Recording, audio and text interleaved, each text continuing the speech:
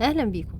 شخصية الكونت دراكولا هي شخصية حقيقية استمد منها الكاتب والمؤلف الأيرلندي برام ستوكر شخصية مصاص الدماء في روايته الشهيرة دراكولا. والشخصية الحقيقية هو الأمير فيلاد الثالث دراكولا، واشتهر بأسماء كتير منها فيلاد الولاشي نسبة إلى مقاطعة ولاشيا اللي كان بيحكمها، وفلاد المخزوق بسبب عشقه لطريقة الإعدام بالخازوق أبشع أساليب الموت البطيء، وفلاد الشيطان لقب أطلقه العثمانيين عليه، وكلها أسماء ملت قلوب العالم بالخوف والرعب. ولقب دراكولا ارتبط باسم فلاد الثالث بسبب انضمامه لجماعة سرية اسمها تنظيم التنين، وكان والده فلاد الثاني دراكول عضو كمان فيها. وتنظيم التنين هو جماعة سرية أنشأها الإمبراطور الروماني زيغموند بالتعاون مع ملوك أوروبا، وتشبه تنظيم فرسان الهيكل. مهمتهم حماية الصليب والمسيحية من المد العثماني الإسلامي عام 1456 حتى عام 1462.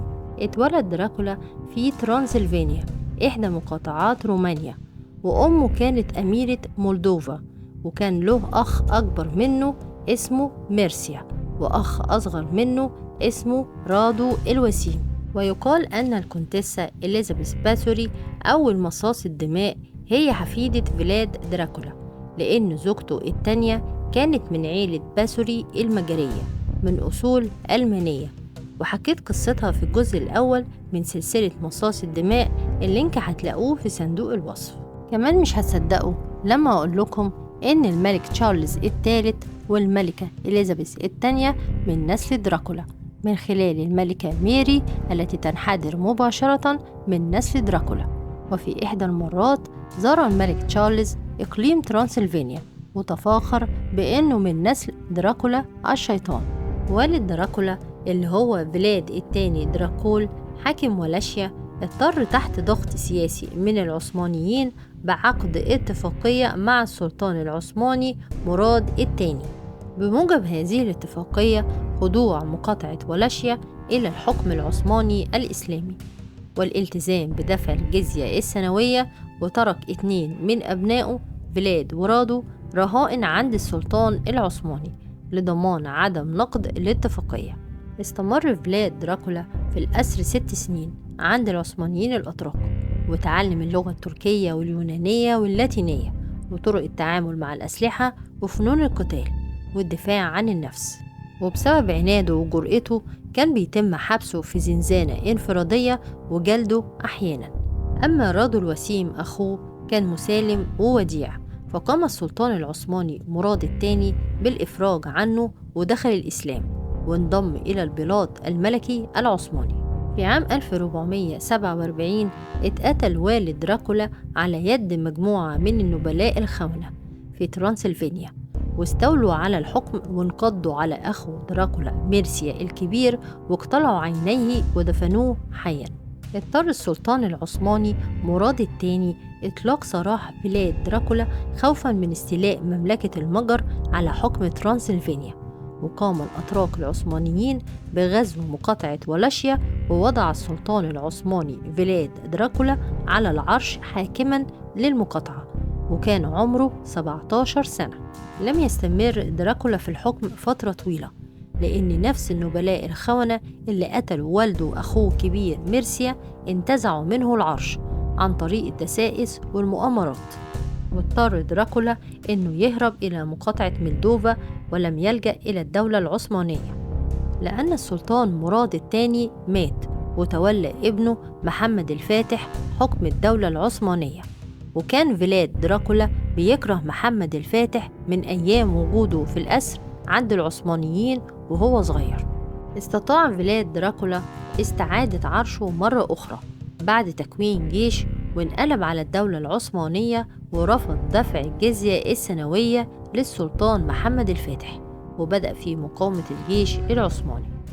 أرسل السلطان محمد الفاتح وفد من رجاله للتفاوض مع فلاد دراكولا، وعندما دخلوا القصر طلب منهم خلع العمائم احتراما لهم، ولما رفضوا أمر دراكولا بدق المسامير في العمائم وتثبيتها في رؤوسهم. غضب السلطان محمد الفاتح وأرسل جيش بقيادة حمزة باشا، إلا إن دراكولا الخبير بأساليب القتال العثمانية نصب لهم كمين وانقض عليهم ورفعهم جميعا على الخوازيق. وكان حمزة باشا موضوع على أطول خازوق بسبب مكانته العالية كقائد للجيش العثماني. احتفلت أوروبا كلها بانتصار دراكولا على السلطان محمد الفاتح، اللي اضطر إلى قيادة جيش بنفسه لمحاربة وقتل دراكولا. ولكن بمجرد وصولهم إلى مقاطعة ولاشيا فوجئوا بآلاف الجثث المعلقة على الخوازيق في مشهد بشع، ورائحة الجثث المتحللة تملأ المكان.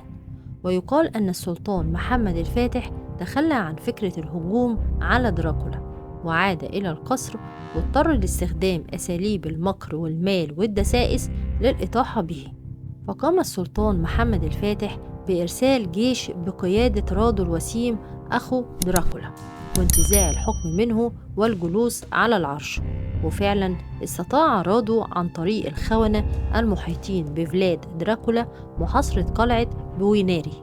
ولم تحتمل زوجة دراكولا وألقت بنفسها من الشرفة حتى لا تقع أسيرة في يد العثمانيين.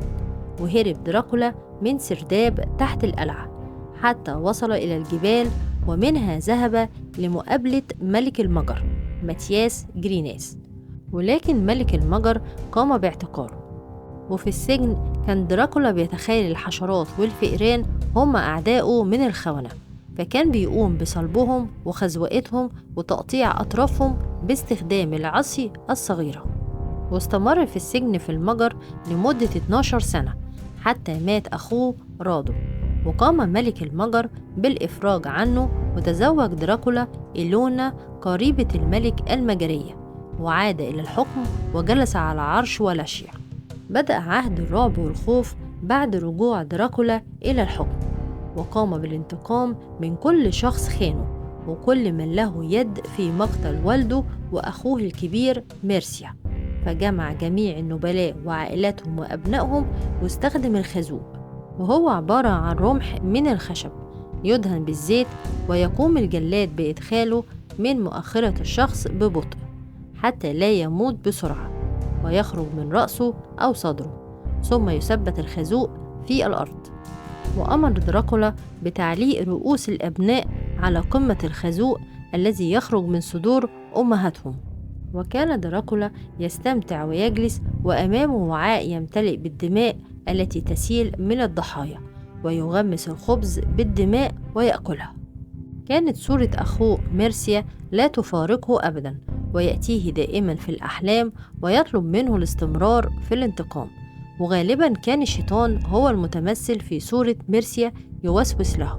وفي إحدى المرات أثناء تناول دراكولا طعامه من دماء الضحايا وسط الجثث، رفع أحد النبلاء أنفه لأعلى بسبب الرائحة الكريهة، فسأله فلاد دراكولا: ماذا بك؟ فقال: لا أستطيع تحمل الرائحة الكريهة. فأمر دراكولا الجلاد بأن يضعه على أعلى خازوق حتى لا تصل إليه رائحة الموتى. قام دراكولا بتطهير المقاطعة من الفقراء بحجة إنهم عالة وينشرون الفقر بتقاعسهم عن العمل، فأقام وليمة عشاء ودعاهم جميعا إليها، ثم سألهم: هل تريدون التخلص من الفقر نهائيا؟ فقالوا بفرح شديد: نعم. فأمر دراكولا بإغلاق القاعة عليهم وأحرق الجميع أحياء. بلاد دراكولا كان شيطان متمثل في صورة إنسان، وكان يجبر الأبناء على أكل لحوم أمهاتهم، وكان يسلخ جلود أرجل الأسرى الأتراك ويرش عليها الملح، ثم يقوم الأغنام بلحسها ويتلذذ بسماع الأنين والصراخ، إلى جانب العديد من الجرائم والتي يندى لها الجبين وتقشعر لها الأبدان. يقال أنه خزوق 100,000 إنسان، وأصدر قانون يقضي بمعاقبة كل خائن وجاسوس وسارق وكاذب وغشاش وزاني بتعليقه على الخازوق. ويقال أن فلاد دراكولا كان له ابن من زوجته المجرية التانية واسمه فلاد الرابع، وكان شرير زي والده يعشق قطع أنوف وشفاه أعدائه. لم يحكم دراكولا ابن الشيطان سوى 7 سنين على فترات متقطعة، ارتكب فيها أبشع الجرائم، إلا إنه كان في نظر البابوات والرومانيين بطل قومي استطاع حماية دولته وحماية المسيحية من زحف العثمانيين المسلمين الأتراك. أعلن عن وفاته في 10 يناير 1477، ولكن حتى الآن لا أحد يعرف تاريخ وفاته الحقيقي ولا الطريقة اللي مات بيها دراكولا. ويقال أنه تعرض إلى حادث اغتيال، وتم فصل رأس دراكولا وإرسالها إلى السلطان محمد الفاتح. أما الجثمان فتم دفنه في دير بناه دراكولا نفسه بالقرب من مدينة بوخارست. لو عجبتكم الحلقة شاركوها مع أصدقائكم، وشرفونا بالاشتراك في القناة والضغط على زر الإعجاب، وشاركونا آرائكم في التعليقات.